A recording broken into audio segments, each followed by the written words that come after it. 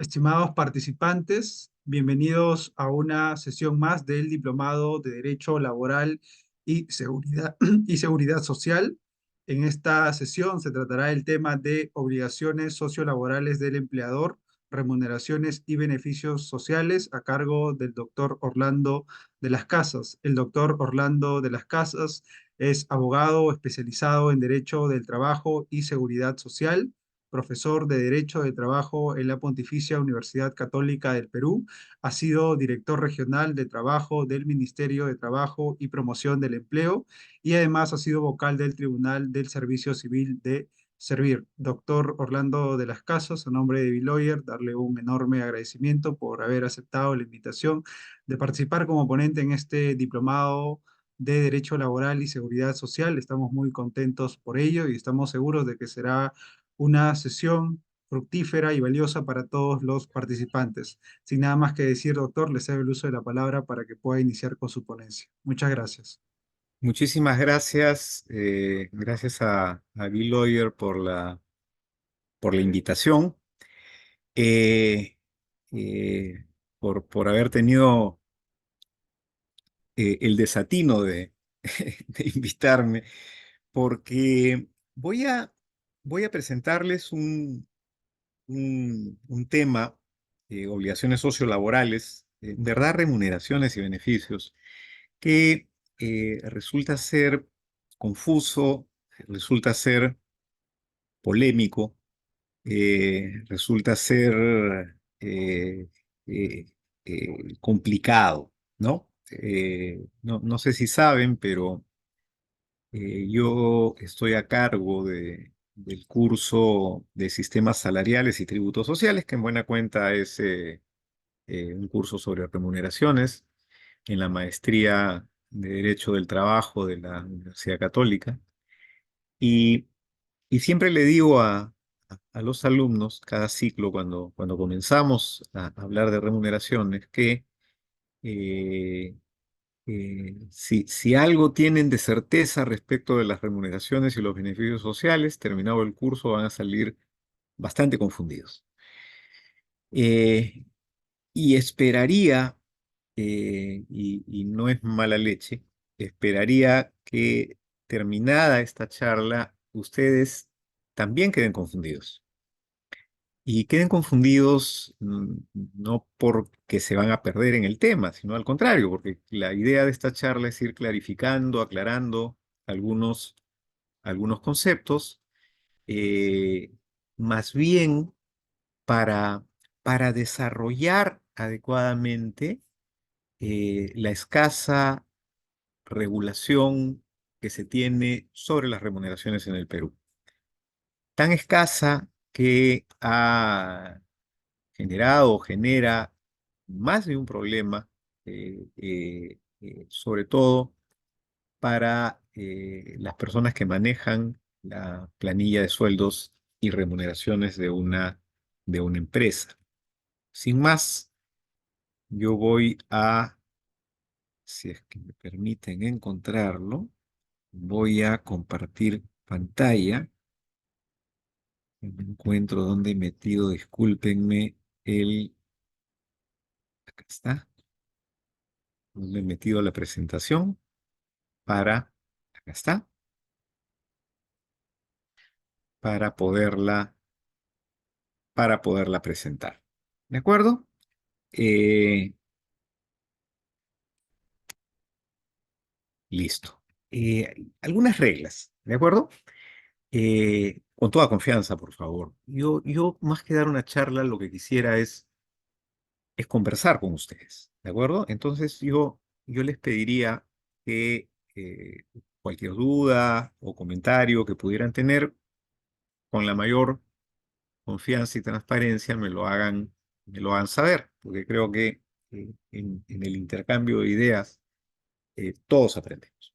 Entonces, sin más preámbulo, comenzaremos la charla.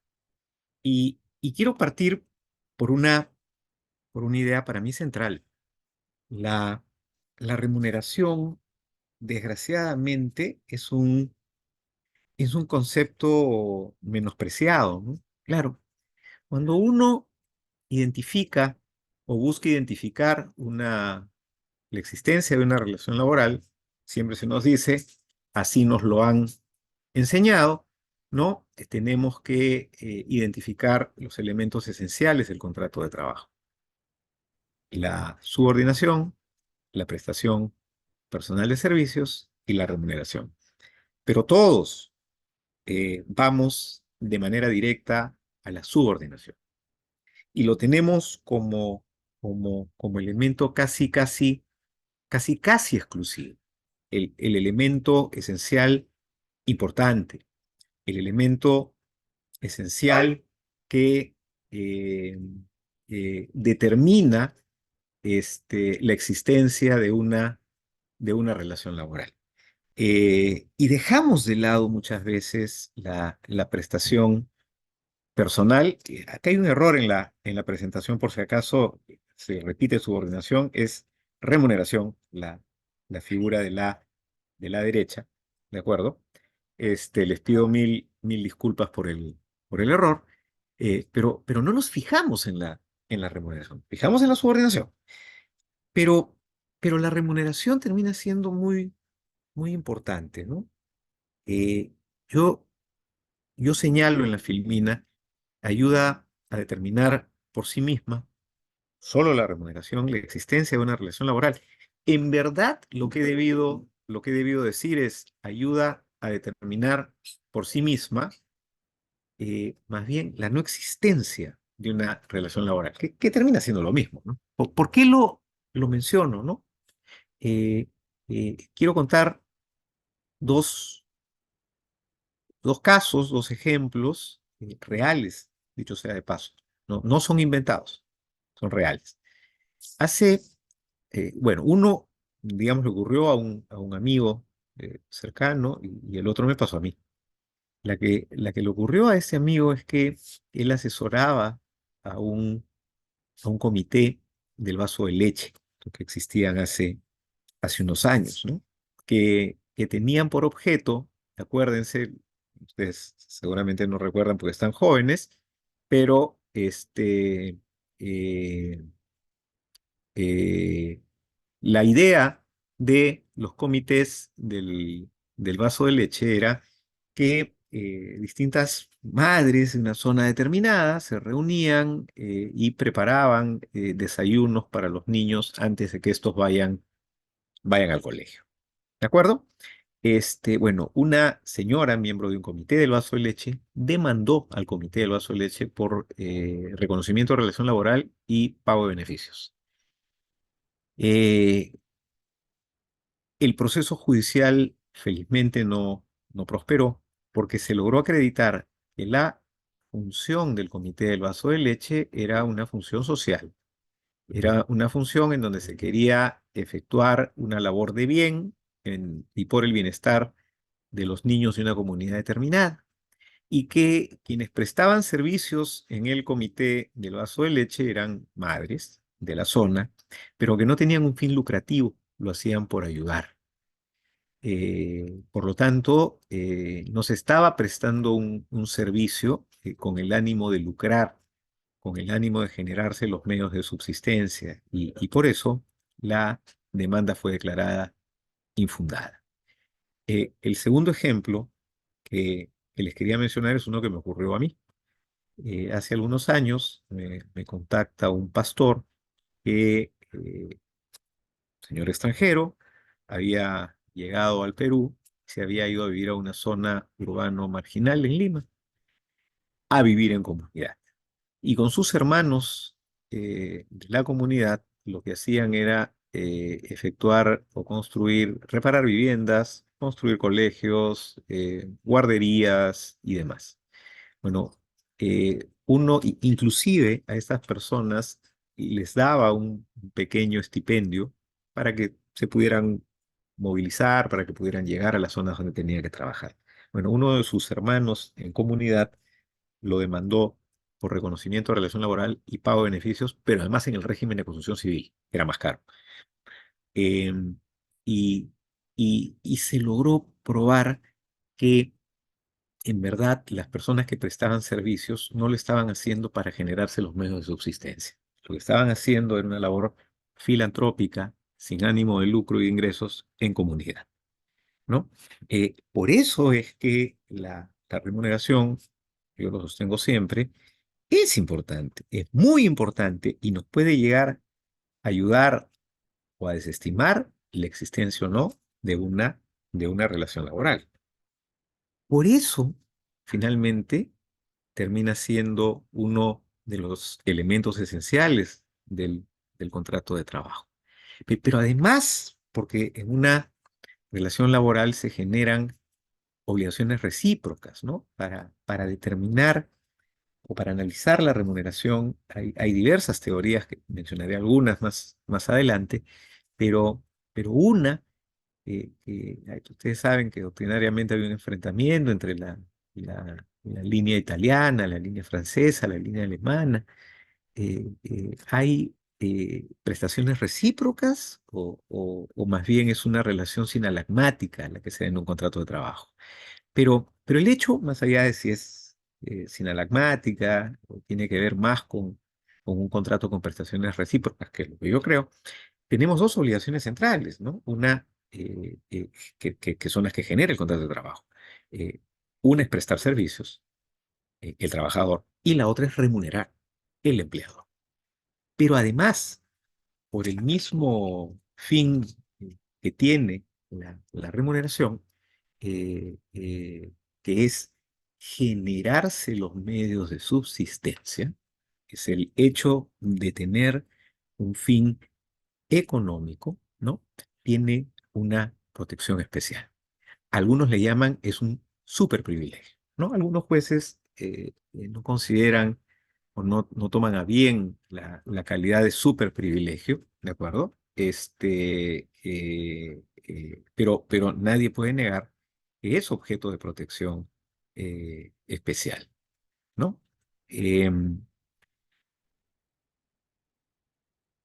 ¿Y cuál es esta? Porque la remuneración debería de ser intocable, acuérdense, son reglas precisas, ¿no? No se puede embargar por alimentos más allá del 60% de la remuneración. En compensación por tiempo de servicios hay una regla especial que es hasta el 50%.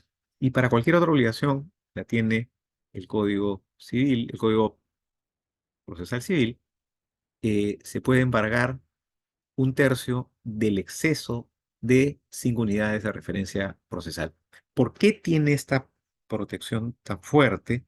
Porque debemos de asegurarnos, o el Estado debe asegurarse que el trabajador reciba su remuneración. Tan, tan protegida es que debemos de recordar la polémica que se originó hace algunos años cuando un banco importante de nuestro país compensó una deuda que tenía uno de sus clientes con la cuenta sueldo que tenía este, ¿no? Indecopi, claro, han habido algunas opiniones encontradas de Indecopi luego, pero Indecopi consideró que no se debía de compensar esa deuda porque la cuenta sueldo tenía dentro de la cuenta la remuneración y la remuneración era intocable, salvo en el caso de embargo por alimentos y salvo eh, en los otros, el exceso, el tercio del exceso de 5 unidades de referencia procesal. Em, ¿Cuál es el, el elemento fundamental? La contraprestación. Yo trabajo o presto servicios, ¿no? Para recibir a cambio la remuneración que finalmente es la que me permite subsistir, es la que me permite generarme los medios de subsistencia y los de mi familia, ¿de acuerdo? Pero termina siendo finalmente una contraprestación. Suena más bastante lógico, ¿no? Yo presto servicios, a mí se me paga. Si no presto servicios, no se tiene, en principio, por qué pagarme, ¿no? Pero yo les decía yo les decía hace un momento, el tema eh, no resulta ser tan sencillo, ¿no? Porque tenemos diversas teorías que nos pueden tratar de explicar el carácter o naturaleza de la remuneración. Y yo acá les señalo básicamente las que hay, ¿no? Tenemos, en primer lugar, a la remuneración como contraprestación por el trabajo efectivo, ¿no? Es decir, es eminentemente contraprestativa. Trabajo y se me paga. Pero se dan en algunos casos pagos sin prestación efectiva de labores, ¿no? Que son, según esta teoría, excepcionales, ¿no? Claro, cuando se dice, y acuérdense, este es un tema que manejan impecablemente los contadores, ¿no? Mi remuneración mensual tiene que ser dividida entre 30. No importa que el mes tenga 31, no importa que el mes tenga 29, entre 30. ¿Para qué? Para determinar mi remuneración diaria. Mi remuneración diaria debe ser dividida entre el número de horas que tiene la jornada diaria de trabajo para determinar mi valor hora. Y a partir de allí, yo comienzo a calcular horas extras y etcétera. ¿De acuerdo? Pero esto está pensado en una labor eminentemente contraprestativa. Entonces, yo he dicho entre 30, ¿no? Oigan, ¿y qué pasa con los periodos en donde no hay una prestación efectiva? ¿Qué pasa con los días de descanso?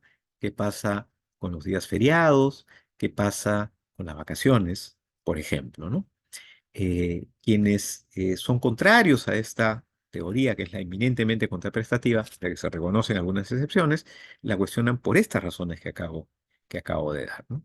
Entonces, hay una teoría un poco más amplia que pretende explicar la remuneración como contraprestación a la disponibilidad del trabajador. Es decir, no tiene que haber una prestación efectiva. Basta la sola puesta a disposición. ¿De acuerdo?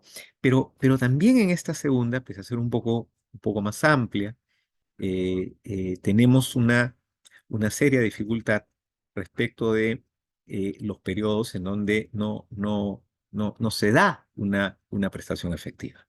¿De acuerdo? Centralmente el periodo vacacional, ¿no? No estoy prestando servicios y sin embargo se me paga. Ustedes me dirán, sí, pues, pero hay una ley que dice que las vacaciones son pagadas.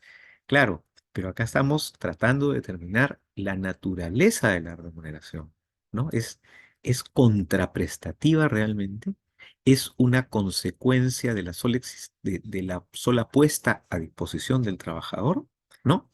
Y hay una tercera que termina siendo, como muchos la comparten, bastante más amplia, ¿no? Que toma la remuneración como una contraprestación, pero a la sola existencia del contrato de trabajo. Con lo cual, en esta tercera teoría, claro, no existe ya ningún problema, ¿no? Es decir, todo lo que se recibe como consecuencia de la sola existencia del contrato de trabajo y de la prestación laboral que se está dando, termina siendo remuneración, ¿no?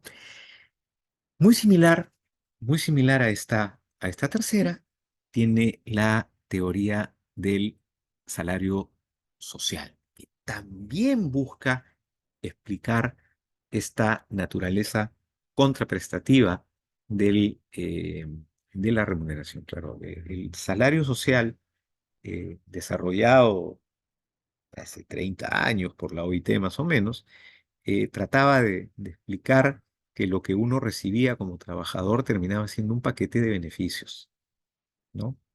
Por lo tanto, el salario, la remuneración, incluía no solamente este pago como consecuencia de una labor efectiva, ¿de acuerdo? Sino además habían pagos adicionales, ¿no? Entonces surgen dos ideas que tratan de explicarlas, ¿no? El salario social continuado, que justifica el pago en periodos de suspensión, y el salario social suficiente, ¿no? Que son los complementos salariales. Yo lo voy a dejar ahí por ahora, ¿de acuerdo? Porque vamos a volver a estas ideas de los complementos salariales más adelante. Acá, lo único que estamos tratando de determinar es cuál es la naturaleza de la remuneración. ¿Es contraprestativa? Sí, pero ¿qué significa contraprestativa? Sinalagmática, es decir, se me paga por lo que trabajo y qué pasa con los periodos en donde no hay un trabajo efectivo, o o termina siendo más amplia. Estas son las teorías que buscan explicar. El tema es más complejo todavía. No es el foro en el que valga la pena discutirlo al menos en extenso, pero sí mencionarlo. Porque si nosotros revisamos la definición de, o el concepto de remuneración en la Constitución y el que tiene la Ley de Productividad y Competitividad Laboral, veremos que el de la Ley de Productividad y Competitividad Laboral, que es anterior a la Constitución, recordémonos que la Constitución fue promulgada con posterioridad, es eminentemente contraprestativo, y yo diría casi, casi sinalagmático, mientras que la Constitución termina dándonos una idea o un concepto de remuneración bastante más amplio, ¿no? Eh, Esto además, esta eh, discrepancia conceptual que tiene la Constitución y la Ley de Productividad y Competitividad Laboral ha dado en el ámbito académico discusiones, ¿no? Hay una no sé si famosa, pero una académica discusión, hay publicaciones y demás, entre dos queridos profesores y amigos, que son la profesora Mónica Pizarro y el profesor Elmer Arce. Para Elmer, por ejemplo, la ley de productividad y competitividad laboral termina siendo inconstitucional, ¿no? Y respecto de qué debemos de entender como un concepto remunerativo, ¿no? ¿Cómo se llama? Hay una discrepancia entre Mónica y Elmer, ¿no? Entonces, para que vean la riqueza del tema, ¿no? No estamos hablando de las casas, pues, que no pesa nada en todo esto. Estamos hablando de dos profesores de renombre. Mónica Pizarro, que no sé si ustedes saben, pero que tiene un libro, el libro más importante que hay en el Perú sobre remuneraciones, pertenece a Mónica Pizarro. Y Elmer Arce, bueno, no tengo que presentarlo ni mencionarlo, ¿no? Es un reconocidísimo abogado y profesor universitario, ambos queridos amigos, Mónica y Elmer, pero para que vean cómo dos personas tan brillantes como ellos no se logran poner de acuerdo en lo que es la remuneración. Remuneración no, no se pone, se lo decía al comienzo, a reflexionar respecto de lo que debería de ser la remuneración y todo lo que debemos de hacer para poder enfocar o tratar técnicamente lo que es la remuneración. Lo que queda claro, ¿no? Y vuelvo a la idea primigenia de lo que es la remuneración, es que la remuneración busca obtener los recursos necesarios para garantizar la subsistencia del trabajador y su familia. Hay una frase que a la gente no le gusta mucho, pero que creo que filosóficamente dice mucho, ¿no?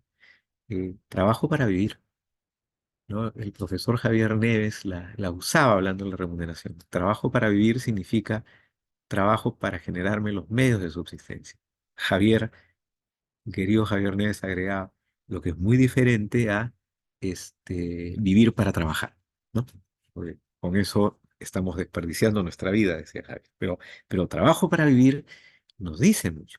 Y es por eso que la remuneración tiene un fin económico, un fin alimentista o alimentario, ¿no? Generarme los medios de subsistencia, garantizar los recursos necesarios para la subsistencia del trabajador y de su familia. Y de allí y de allí el fin económico, ¿no? Pero claro, miren, ¿ah? Y vamos entrando en materia, ¿no? Eh, Diversos pronunciamientos judiciales para tratar de buscar determinar si un concepto X termina siendo o no remunerativo, analizan el fin económico, porque el fin económico finalmente evidencia lo que debe de ser una ventaja patrimonial. Y les puedo asegurar que en cuanto a las remuneraciones, el término ventaja patrimonial lo tienen que haber escuchado infinidad de veces. Pero claro, sigámonos complicando. ¿Qué significa ventaja patrimonial? ¿Qué, qué cosa es ventaja patrimonial? ¿No? Eh, Hay una definición fácil, lógica, les diría yo. Ventaja patrimonial es cuando el, el patrimonio, ¿no? Cuando el patrimonio del beneficiario resulte mayor que antes, ¿no? Claro, por eso es que el sueldo básico, la remuneración, tiene una ventaja patrimonial, evidentemente, porque cada vez que me van pagando mi sueldo, mi, mi remuneración mensual, ¿de acuerdo? Mi patrimonio se va incrementando. Claro, también voy gastando, pero mi patrimonio se va incrementando, ¿cierto? Pero, pero hay una segunda que no es tan usada y sobre todo no es tan analizada.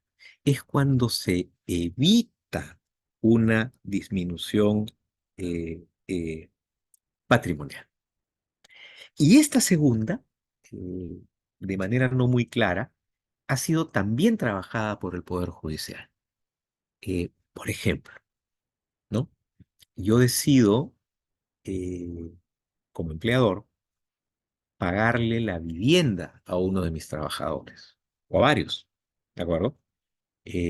Con eso estoy evitando que los trabajadores busquen dónde vivir y les estoy ahorrando ese gasto. Es decir, evito una disminución patrimonial. Además, evito una disminución patrimonial en gastos que normalmente deberían de correr por cuenta y en cabeza de los propios trabajadores.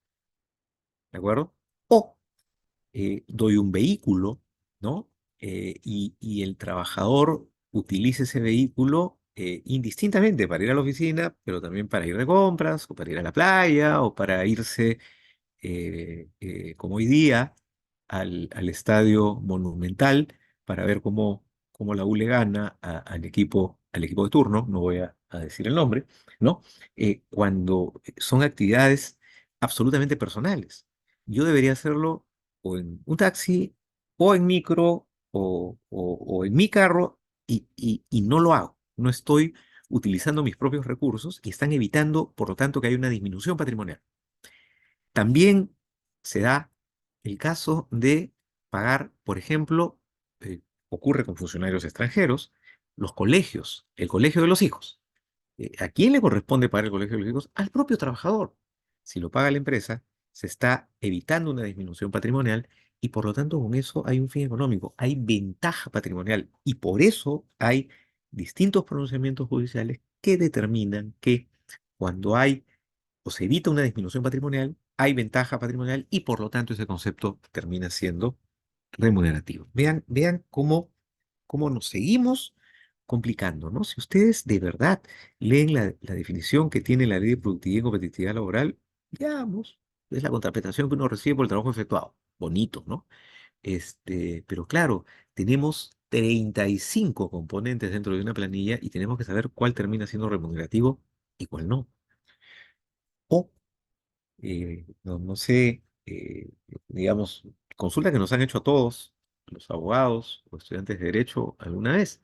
Se recibe una resolución judicial en donde dice retenga el 30% de la remuneración. Uf, ¿sobre qué la aplico? O para cuestionarla, retenga el 30% de algunas resoluciones, ¿no? La remuneración básica. complementos remunerativos, asignaciones, bonos, utilidades. Es decir, y comienzan a darnos una lista incluyendo conceptos que no son remunerativos y que al no ser remunerativos, no deberían de estar afectos a una retención, ni siquiera por alimentos, formalmente. Entonces, ¿sobre qué aplico la retención? ¿Se dan cuenta cómo la materia remunerativa termina siendo fundamental? Eh, y, y, y además, y además, ¿no? Objeto de mucho escape, ¿no? Eh, Se discute en remuneraciones si la naturaleza o no remunerativa de un concepto lo deben determinar las partes. Y la respuesta natural es no, no, por varias razones, pero centralmente dos. Una primera, porque en una relación laboral sabemos que las partes no son iguales y existe el riesgo que el trabajador, el empleador, perdón, ser la parte más fuerte dentro de la relación laboral, imponga el carácter no remunerativo de determinados conceptos. Y con eso, finalmente, al ser no remunerativos, impuestos indebidamente por el empleador, ¿no? No estarían siendo base de cálculo para el cómputo de compensación por tiempo de servicios, gratificaciones legales, remuneración vacacional, utilidades, y se estaría perjudicando al trabajador. Pero la otra razón es que no podemos darle a las partes esa facultad porque lo que se puede hacer es terminar engañando a un tercero. Concretamente, es salud, ¿no? Porque si yo comienzo a llamarle a todo no remunerativo, no estaría afecto o considerado para los aportes a salud, al sistema de salud. Por lo tanto, no se puede dejar librado a la decisión de las partes. Y porque además, y eso es algo que no se ha al menos en nuestro país, desarrollado suficientemente, ¿no? El principio de primacía de la realidad aplica con mayor fuerza, con mayor energía en el tema remunerativo. El problema es que si nos vamos a las definiciones legales, no tenemos nada, no tenemos absolutamente nada que nos pueda ayudar. Y por eso es que yo les mencionaba que esperaba que terminada esta charla, todos saliéramos un poquito más confundidos que cuando entramos, ¿no? Pero no por enredados, sino porque para poder analizar todo el camino que hay que seguir. Queda claro, queda claro entonces que la característica de la remuneración termina siendo una ventaja o beneficio patrimonial. Y ventaja o beneficio patrimonial implican estos dos conceptos que tienen ahí al frente, ¿no? El patrimonio del beneficiario resulte mayor que antes o cuando se evita una disminución patrimonial. Pero, pero ya con eso vamos casi entrando en materia, ¿de acuerdo? Casi entrando en materia. Porque como tenemos en un extremo la, la, la remuneración, pero tenemos el otro, un concepto importante, las condiciones de trabajo, ¿no? ¿Qué cosa es una condición de trabajo, ¿no? Es aquel concepto que debe ser otorgado por el empleador porque resulta indispensable para la prestación del servicio, ¿no? Ejemplos son, pues, por montones, ¿no? Si yo trabajo en una plataforma petrolera en alta mar, mi empleador me tiene que dar la movilidad para llegar a la plataforma, no pretenderá que yo llegue nadando o que llegue en mi bote de goma, ¿no? Me tiene que dar la facilidad para llegar, porque yo solo no puedo, ¿de acuerdo? Es indispensable. Ni pretenderá, si es que en la plataforma petrolera voy a estar 15 días o 14, porque tengo una jornada de 14 por 7, por ejemplo, ¿no? Que lleve pues lonchera para los 14 días que voy a estar. Me tiene que dar alimento, me tiene que alimentar y además me tiene que buscar un lugar para dormir. ¿De acuerdo? ¿Por qué? Porque no depende de mí. Está lejos de mi posibilidad cubrirlo, ¿no?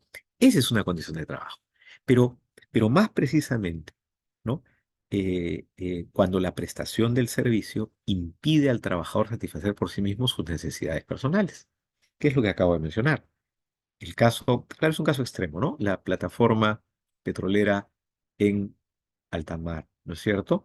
Porque yo no puedo llegar, no puedo llevar comida para 15 días, me tienen que dar un lugar para dormir. Es decir, yo mismo no puedo satisfacer esas necesidades personales. Pero hay otra, poquito más polémica, pero que también es importante, y es cuando la satisfacción de las necesidades personales deja insatisfechas las necesidades empresariales. Suena medio trabalenguas, ¿no? Pero no, me estoy refiriendo específicamente a los uniformes. Es decir, yo no, miren, las empresas hoy en día, y retiremos en el tema uniformes aspectos vinculados a seguridad y salud en el trabajo, que creo que ahí es evidente. No, no, no, no me estoy refiriendo a eso. Yo quiero que, como empleador, que mis trabajadores tengan un código de vestimenta, una forma de vestir determinada. Yo no puedo obligar al trabajador que gaste en vestimenta, pero si el trabajador viene vestido con la vestimenta que tiene, puede dejar insatisfechas las necesidades empresariales. Yo quiero un estatus o un nivel determinado, y por eso es que se otorgan los uniformes. Eh, Miren, en el Estado, que es frecuente la entrega de uniformes, y para quien trabaja en el Estado lo debe de haber visto alguna vez, ¿no? Hay toda una discusión, ¿no? Es decir, básicamente el fastidio viene por SUNAT, ¿de acuerdo? Pero se da. Y es, por ejemplo, ¿no? Se dice que los uniformes o la ropa que se da como uniforme, que puede ser un terno, una camisa, una corbata, en fin, ¿no? Deben de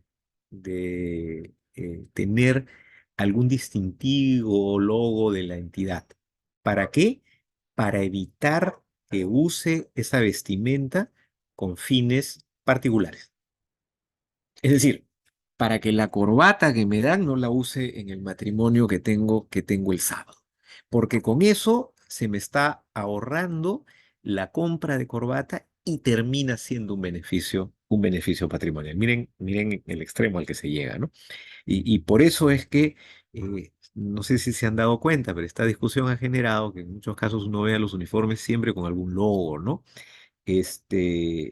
O ustedes van a una de estas importantes tiendas por departamento y se encuentran a los trabajadores con su corbata verde que tiene una F inmensa ahí, ¿no? Claro, nadie va a ir a un matrimonio con eso. Pero creo que más allá de estos ejemplos un tanto eh, pintoresco, ¿de acuerdo? La idea queda clara, ¿no? Es decir, si la satisfacción de las necesidades personales, la vestimenta, por ejemplo, deja insatisfecha la necesidad empresarial, habilita eso a que yo dé uniformes y que con eso se pueden, o una vestimenta determinada, y con esto yo pueda tomar esa entrega como una condición de trabajo, ¿no? Claro, si a mí me están dando ropa, yo podría decir, evitan que yo la compre, es una ventaja patrimonial, es remunerativo. No, por eso es que debemos de manejar adecuadamente el concepto de condición de trabajo, ¿no? Miren, hay algunos casos que son, eh, no, para analizar, ¿de acuerdo? Y yo les hablaba hace un momento de la plataforma petrolera, que es un ejemplo extremo, ¿no? Creo que ahí nadie dudaría que me tienen que dar comida y que esa comida tiene condiciones de trabajo, que tiene la calidad de condiciones de trabajo. Pero, pero hay algunos casos, y SUNAT los ha validado, no la autoridad de trabajo, SUNAT, ¿no? En donde se dice, eh, la empresa otorga alimentación principal. Acuérdense, la alimentación principal es por definición remunerativa, ¿de acuerdo? Salvo que sea condición de trabajo por ser indispensable para la prestación de servicio, nos dice el artículo 19 del decreto legislativo 650, ¿no? ¿Y qué se ha hecho interpretar ahí? Algunas empresas dicen, no, yo les tengo que dar alimentación porque en la zona donde queda el centro de trabajo, fábricas normalmente, no hay restaurantes o lugares habilitados para que la gente o mi gente pueda salir a almorzar. O una empresa importante vinculada al sector portuario, tomaba que sus oficinas quedaban en la avenida Sáenz Peña, ¿no? Daba almuerzo como condición de trabajo porque alegaba que la zona era intranquila, no era muy sana, era una zona peligrosa. SUNAT validó esto, yo tengo algunas discrepancias, ¿no? Porque puedo llevar mi lonchera, ¿no es cierto? Sea, no tengo que salir a almorzar a la calle necesariamente. El hecho de que no haya restaurantes o lugares para almorzar cerca a la empresa no significa que convierta la alimentación otorgada, la alimentación principal otorgada por el empleador como una condición de trabajo. ¿De acuerdo? Para que vean nuevamente qué complejo, realmente qué complejo puede ser. Pero hasta acá, si hemos o nos estamos entendiendo bien, insisto, si tuvieran alguna duda, algún comentario, simplemente avisen, yo encantado de absolverlos, ¿no? Hasta acá tenemos dos conceptos centrales, remuneraciones por un lado y condiciones de trabajo. Ambos complicadísimos, ambos difíciles de aterrizar, pero esos son los dos conceptos que tenemos. Y por lo tanto, podemos comenzar a concluir que todo lo que se recibe retirando las condiciones de trabajo debe ser remunerativo, salvo aquello que es excluido por norma expresa. Y acá vamos a entrar a una calificación bastante personal, ¿de acuerdo? Ahí sí les pido comprensión y hasta disculpas, porque es lo que yo entiendo, es lo que he venido trabajando desde hace algunos años y es la conclusión a la que yo he llegado. Y es que en verdad tenemos únicamente remuneraciones y condiciones de trabajo. Es decir, sigo esta línea. Todo lo que se recibe, todo lo que se recibe, todo lo que proviene del contrato de trabajo, todo lo que proviene de la relación laboral, quitando las condiciones de trabajo, debe ser remunerativo. Por eso es que digo acá, tenemos remuneraciones por un lado y condiciones de trabajo por otro. Pero acá sí ocurre algo particular. Dentro de los conceptos o dentro de las remuneraciones, ¿no? Tenemos los conceptos remunerativos propiamente y aquellos que generando ventaja patrimonial, aquellos que, pese a que en principio son remunerativos, el legislador ha decidido que no lo sea. Claro, nosotros revisamos, fíjense qué compleja es nuestra legislación, ¿no? Porque hay una definición genérica de remuneración. Ya les he dicho que hay toda una discrepancia. Discúlpenme un segundito, hay un perro terrible por acá. Voy a cerrar la puerta. Un segundo.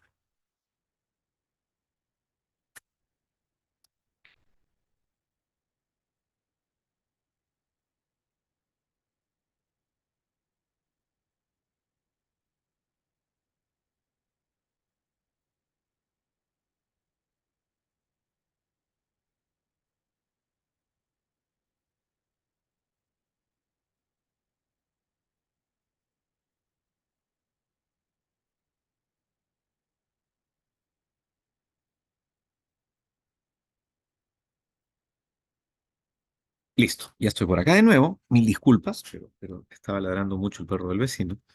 Este, eh, el legislador eh, tiene razones muchas veces para calificar conceptos que debieran ser remunerativos, pero los considera como no remunerativos. Si nos vamos, y lo digo casi de memoria, esta no es una clase para ir el inciso A, inciso B, inciso C del artículo 19 del decreto legislativo 650, eso lo pueden ver ustedes luego, pero tenemos, por ejemplo, ¿no? Las gratificaciones extraordinarias, ¿no? Las gratificaciones extraordinarias generan una ventaja patrimonial, evidentemente. ¿Por qué son no remunerativas? Porque el legislador así lo ha decidido. Tenemos el caso de las utilidades. Las utilidades son no remunerativas. ¿Por qué? Porque el legislador así lo ha determinado. ¿Qué más ventaja patrimonial que la participación de los trabajadores en las utilidades, que además deriva claramente de la misma prestación laboral, ¿no? Eh, De la misma forma, ¿no? Las bonificaciones por cumpleaños, nacimiento de hijos, demás, canasta navideña, etcétera, ¿no? Que generan abiertamente una ventaja patrimonial, pero que el legislador ha determinado que sean conceptos no remunerativos. Entonces, por eso, para mí, esta, esta filmina termina siendo probablemente de las más importantes. Insisto, la primera es creación mía solamente, ¿no? Tenemos solamente remuneraciones y condiciones de trabajo. Pero dentro de los conceptos remunerativos, tenemos los remunerativos propiamente y tenemos algunos no remunerativos porque así lo ha decidido el legislador, porque así lo ha determinado la norma. ¿De acuerdo? Son las que yo he mencionado hace un momento. Claro, pero sigue siendo enredadísimo, sigue siendo complicado, porque fíjense, tenemos, puesto algunos solamente, tenemos diversidad de conceptos. Incentivos de cese, las mal llamadas sumas graciosas, que finalmente son gratificaciones extraordinarias. Tenemos bonificaciones. Los invito a que googleen y busquen el convenio colectivo ya del año pasado, evidentemente, pero de construcción civil para que vean la cantidad de bonificaciones que se reciben por altura, por riesgo, en fin, o sea, es impresionante. Tenemos gratificaciones, tenemos utilidades, tenemos compensación por tiempo de servicios, tenemos liberalidades, tenemos prestaciones asistenciales, compensaciones a la libertad de trabajo súper discutibles ahora. ¿Son remuneraciones o no son remuneraciones? Yo pacto un monto y de pago al trabajador ese monto para que no se vaya a la competencia. ¿Qué naturaleza tiene ese pago que yo estoy haciendo? Y ojo que es importante, porque eh, eh, dependiendo de la naturaleza puede terminar siendo un gasto deducible o no. Es fundamental, es importante, pero insisto, Pongo, pongo algunos nomás en esta filmina de la cantidad de conceptos que podemos, que podemos tener, ¿no? Pero esto ya nos lleva a otro concepto más, eh, que no tiene definición, al menos legal, ¿no? Que sí tiene una definición doctrinaria, pero que por supuesto no ha sido recogida en el caso peruano y tiene que ver directamente, directamente con la charla, ¿no? Y me estoy refiriendo a los beneficios sociales, ¿no? ¿Qué cosa es un beneficio social? Eh, claro, doctrinariamente buscan asegurar una vida digna. Son otorgados por ley o por convenio colectivo. Su objeto, fíjense qué interesante, ¿eh? No es retribuir servicios, sino asegurar la inclusión social, ¿eh? No tiene, me voy a ir hacia atrás un rato, no tiene que ver con la teoría del salario social. El salario social, que en buena cuenta termina siendo, como les dije, una especie de paquete de beneficios que recibe el trabajador, ¿no? Eh, claro, los beneficios sociales no buscan retribuir servicios y por eso en algunos casos tienen alguna distancia respecto a la remuneración que es principalmente retributiva, ¿no es cierto? Eh, pero no, el objeto no es retribuir servicios, sino asegurar la inclusión social, ¿no? Pero seguimos teniendo problemas para definir qué cosa es un beneficio social, ¿no? Y, y claro, ahí entramos un poquito más, un poquito más en materia, ¿no?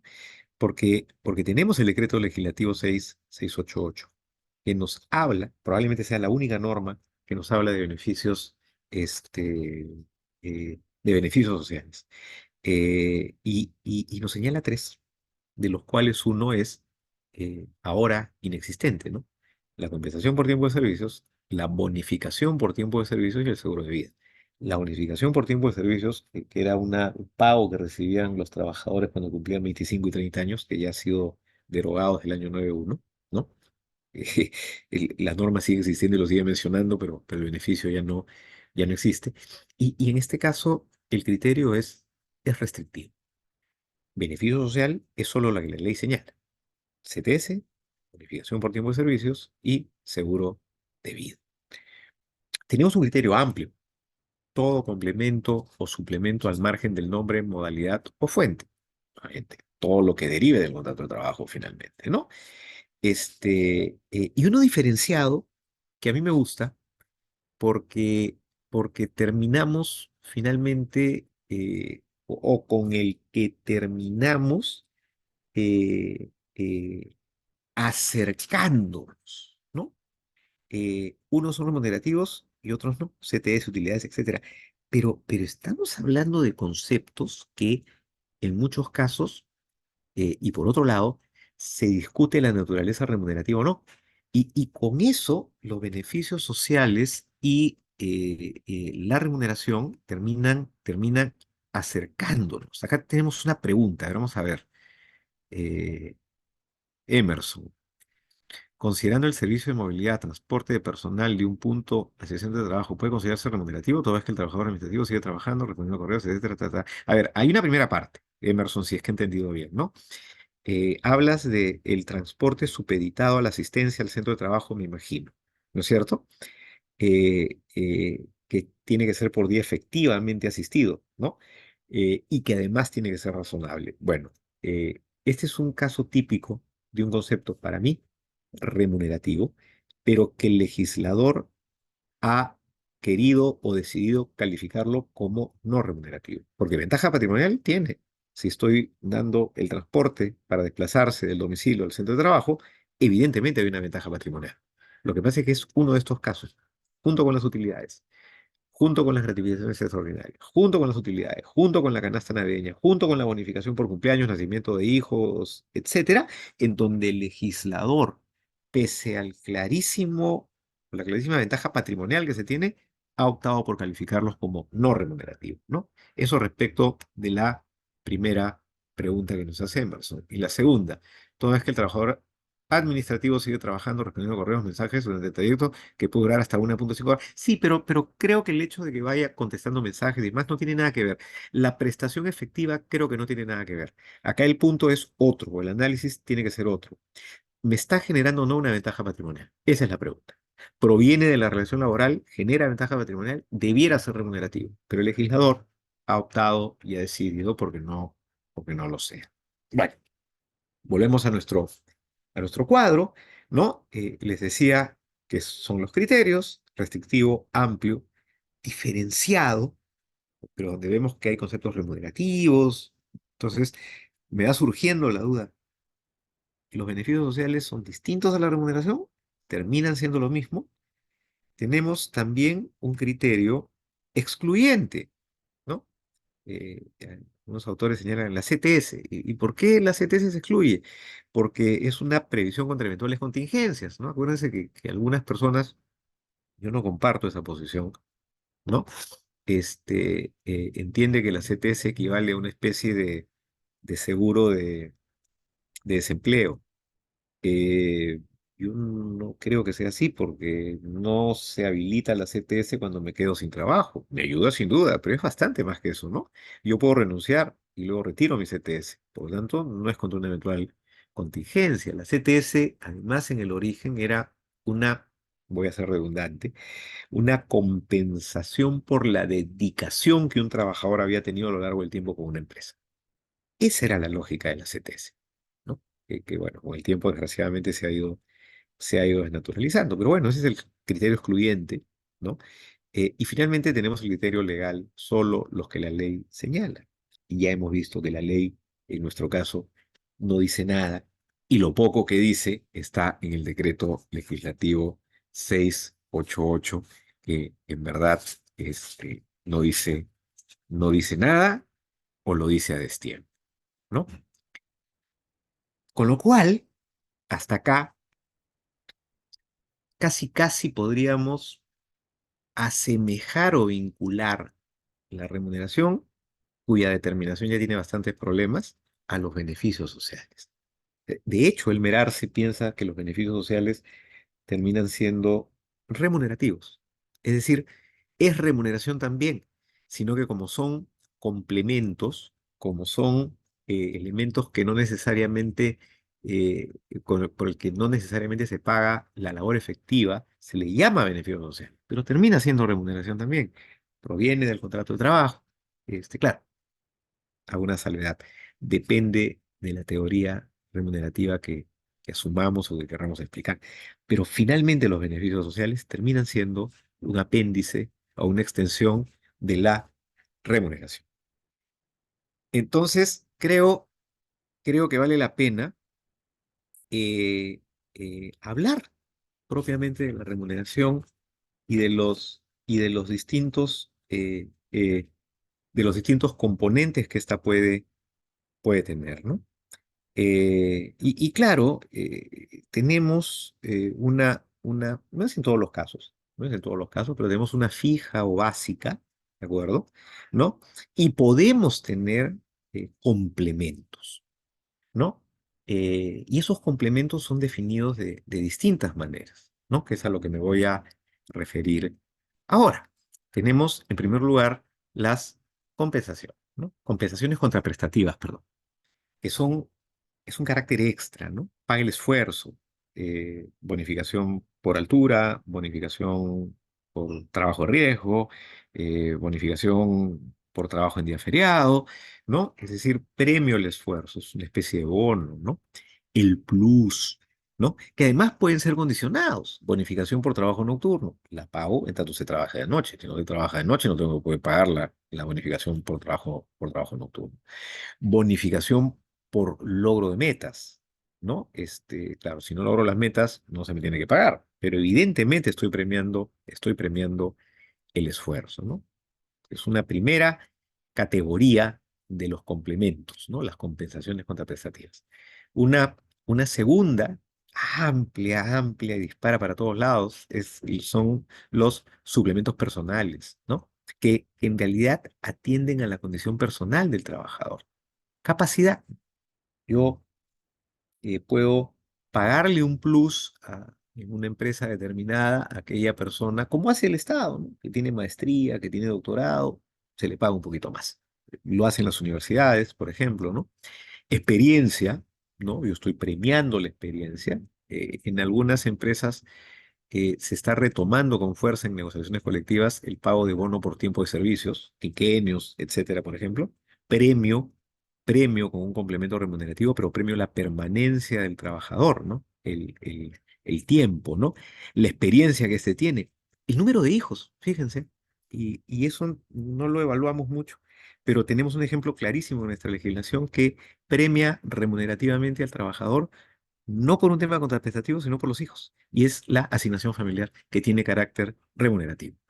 ¿De acuerdo? Para que vean, ¿no? Pero eso permitiría, por ejemplo, que yo bonifique por tener una mayor carga familiar a aquel trabajador que, por ejemplo, tiene 3 o 4 hijos, ¿no? O más. Eh, eh, y tenemos otros suplementos, ¿no? Eh, que son en verdad situaciones completamente ajenas a la relación laboral. ¿A qué me refiero, no? Pago por aniversario de la empresa, los mismos pagos, las gratificaciones legales por fiestas patrias y por Navidad. Son situaciones ajenas a la relación laboral, ¿no? O sea, pero en el Perú está regulado y en otros países situaciones similares también, ¿no? El pago por estas situaciones ajenas, como el aniversario de la empresa, como las fiestas patrias o la Navidad, ¿no? Y también tenemos beneficios accesorios, ¿no? Beneficios accesorios que normalmente tienen que ver con pago en especie, ¿no? No está, desgraciadamente, del todo desarrollado ni siquiera jurisprudencialmente, ¿no? Vivienda, vehículo, pago de clubes, pago de colegios, pago de membresías, pago de gimnasio, ¿no? Se entiende que estos beneficios accesorios también terminan siendo remunerativos, porque además no son pues indispensables para la prestación del servicio, ¿no? Claro, durante la pandemia se intentó justificar el pago de gimnasio, de determinadas terapias a los trabajadores por el estrés pospandémico, ¿no es cierto? Y se le quería dar la naturaleza de condición de trabajo. Veamos, me parece imaginativo, me parece bastante, bastante imaginativo, pero no necesariamente convincente o como para compartirlo, ¿no? Eh, y termino con una pregunta, con la pregunta inicial. ¿Qué es la remuneración? Y yo a estas alturas no les voy a dar, eh, discúlpenme, una respuesta, porque lo que yo he querido es plantear, presentar los distintos aspectos de la remuneración, la problemática que surge con la remuneración, con la dificultad que existe para la determinación de conceptos remunerativos o no remunerativos, ¿no? Para, para, para ver cómo es necesaria una regulación más eficiente, ¿no? Cómo es necesaria una regulación adecuada que nos permita clarificar las cosas y manejarnos mejor y evitar que, por ejemplo, las partes busquen a través de calificaciones no necesariamente reales, tratar de considerar conceptos que debiendo ser remunerativos sean considerados como no remunerativos porque con eso se están injustamente abaratando los costos, ¿no? Yo con esto termino y más bien quedo a las órdenes o a la disposición de ustedes para las preguntas que eventualmente pudieran tener. Muchísimas gracias.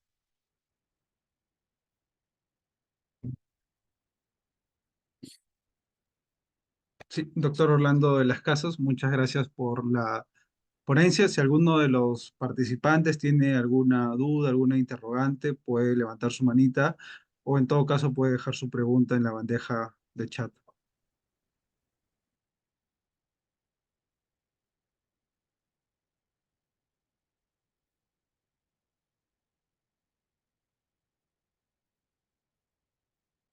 No puede ser que todo haya sido clarísimo. Esa no la creo. Así que por favor rompamos el hielo y a las órdenes, ¿no? La CTS, hay una pregunta ahí, ¿no? La CTS no es un concepto remunerativo según la teoría restrictiva, pero no legal. Bueno, yo creo que remunerativo abiertamente lo es, pero legislativamente se ha calificado como no remunerativo. Lo que pasa es que con la CTS hay una dificultad mayor, ¿no? ¿Remuneración o beneficio social? Ahí sí hay definición legal, ahí sí está incluido como beneficio social. Creo que la pregunta más bien es otra. ¿Los beneficios sociales son además remunerativos? A mí me parece que sí. Pero dentro de esta calificación, acuérdense, el legislador muchas veces opta por considerar como no remunerativos algunos de los beneficios que de hecho son ventaja patrimonial, ¿no? Pero haberlo aclarado. A ver, más claro, no, pues, muchas gracias, pero la idea es que manifiesten sus dudas. Gracias por los comentarios, pero no.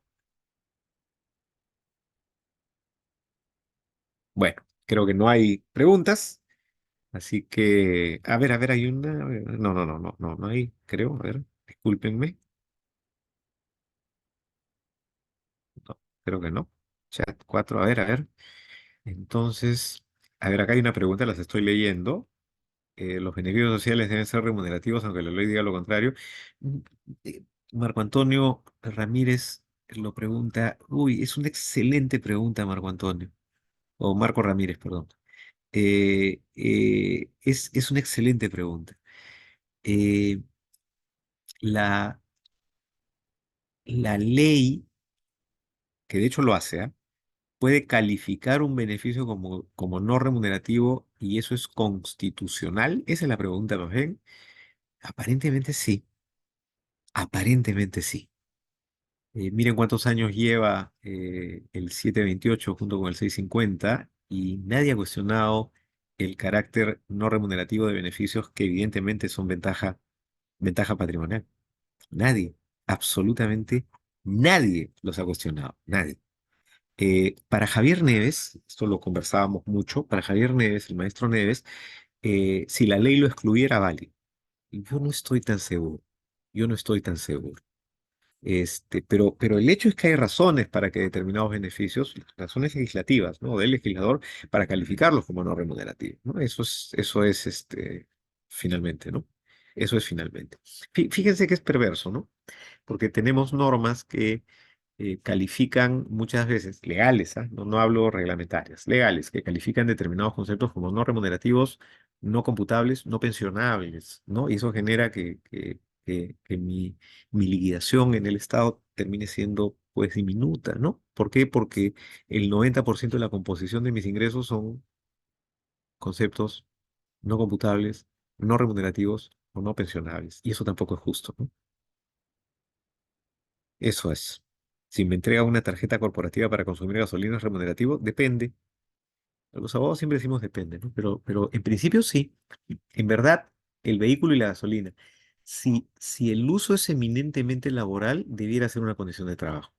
Pero si el uso es para fines particulares también, se presume como remunerativo, sí.